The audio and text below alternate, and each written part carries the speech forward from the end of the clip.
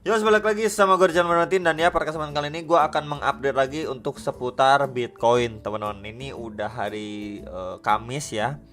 Besok udah Jumat, nggak lama lagi udah Sabtu Minggu. Hari cepat banget berlalu, teman-teman ya. Jadi mungkin saya akan coba minta teman-teman untuk bisa tulis di kolom komentar bawah video ini ya, altcoin mana yang pengen kalian lihat saya analisa gitu, bikinkan videonya. Mungkin Ethereum, BNB, atau app coin yang lagi hype dan masih ada event ya, kalau nggak salah tanggal 11 atau tanggal 12 di Binance ada event lagi ya. Kalian bisa komen aja lah ya, altcoin mana pilihan kalian. Nanti yang komennya paling banyak akan saya bikinkan videonya mungkin besok ya, di hari Jumat akan saya bikinkan videonya, teman-teman. So ya, ini sedikit reminder aja dari investing.com untuk news event malam ini yang bisa berpengaruh juga ya. Di sini adanya ya, jadi yang pertama itu dari ECB Presiden ya, ini jam 7 malam. Kemudian nggak lupa juga jam setengah 9 malam nanti ada initial jobless claim. Jadi ini adalah dua event yang bisa aja berpengaruh lah ya untuk kepergerakan market, entah itu akan berdampak positif ataupun negatif tergantung dari speech-nya dan juga rilis data nanti malam gitu ya. And then ya, kemarin juga sudah saya update untuk si Bitcoin-nya. Dimulai hari ini akan update untuk si USDT dominance, teman-teman. Ya, jadi terakhir kali dia udah di breakdown ya dari box area putih yang sebelumnya menjadi area support and then resistance. Pada pergerakan sebelumnya ini sudah mampu di breakdown. Cuman ya dia masih bertahan di sini nih. Ya, di sini ketika dia istilahnya pullback terakhir kemudian lanjut naik signifikan, and then di kisaran area situ pun kita bisa lihat ya, precisely dia ketahan nih, teman-teman, di sekitar 7,93% ya. Jadi memang dia bertahan di kisaran-kisaran area situ dan akhirnya dia mampu mantul signifikan yang membuat base ya, dan naik lagi signifikan. So untuk posisi sekarang yang perlu kita pantau untuk si USDT dominance adalah dia lagi ketahan nih di box warna hijau, yang mana sebelumnya ini menjadi area resisten terakhir kali ya, ketika dia drop, pullback, kemudian lanjut drop lagi signifikan. Ya, jadi istilahnya dia lagi mencoba retest di kisaran situ, teman-teman. Apakah dari area sini adanya beberapa potensi yang bisa kita perhatikan. Nah, yang pertama adalah dari area sini dia ke reject dan retest lagi ya. Retest ke area box putih. Di situ ada EMA 34 dan 55, ini di sekitar 8,15%. Ya, before mungkin dari area sini dia mantul lagi. Ya, ini yang pertama. Lalu yang kedua, bisa aja dari area sini dia masih lanjut naik lagi, breakout ya, dia setelah create base dia lanjut naik lagi ke next target resistance. Yang sebelumnya kita bisa lihat ya, menjadi area resistance cukup kuat untuk pergerakan si USDT dominance before dia kena reject lagi, teman-teman. Karena kita bisa lihat ini terakhir kali disentuh pada 28 November dan belum disentuh lagi. Jadi biasanya resistance yang jarang disentuh itu akan memberikan tekanan lagi lah, biasanya seperti itu ya. Jadi memang entah antara dari area sini dia pullback untuk lanjut mantul dulu gitu ya, atau dari area sini dia mampu break and then retest ke next target strong resistance-nya di sekitar area 8,5%. Ya, jadi kita bisa lihat pergerakannya seperti sebelumnya. Di sini dia naik impulsif ya, kemudian di sini create base, kemudian naik lagi, dan sekarang posisinya dia lagi create base juga.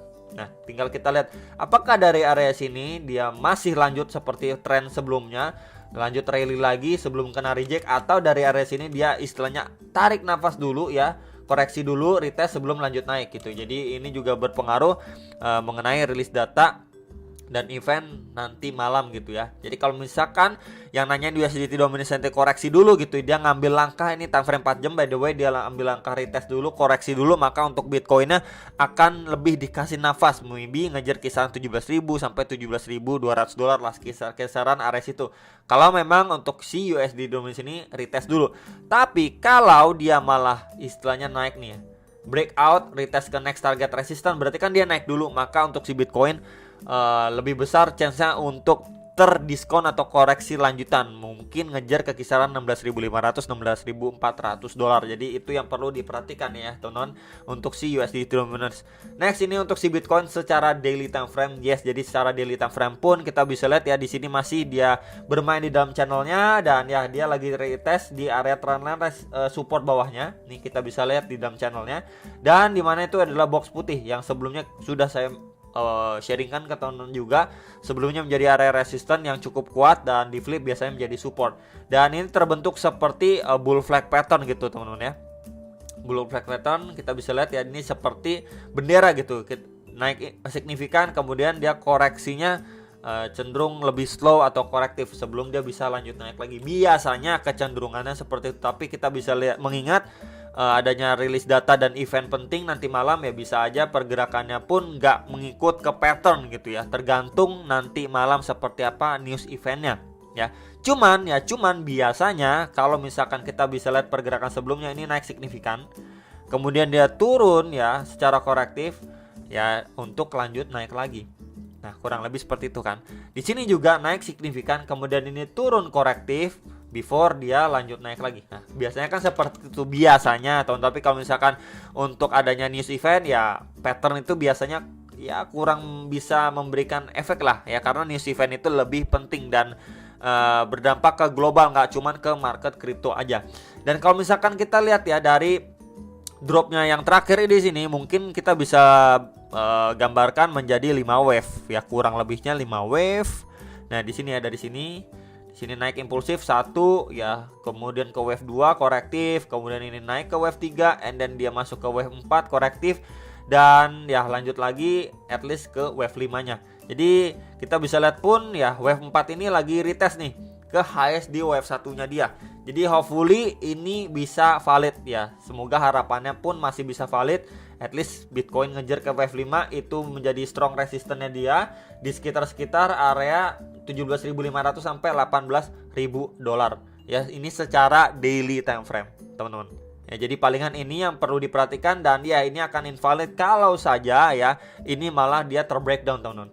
Terbreakdown dan balik kandang lagi, berarti kan wave 1, 2, 3, 4 dan 5-nya ya berarti udah invalid ya.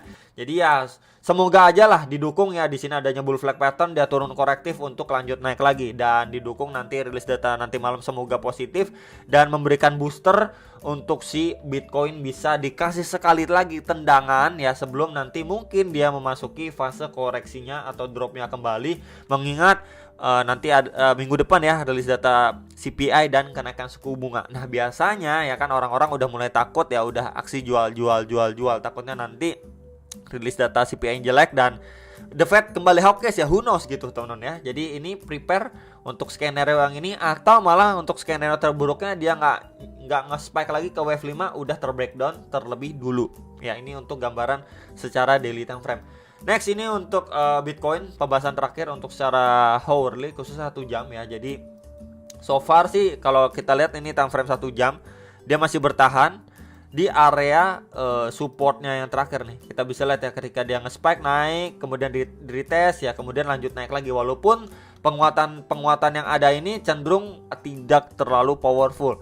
Ya, dia di dalam range aja, dan makin lama itu penguatannya itu lebih terbatas, teman-teman.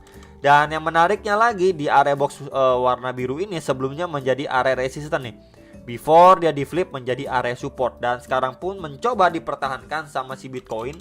Cuman ya posisi saat ini ya dia hanya memantul dan tersideways aja nih. Ya benar-benar korektif banget.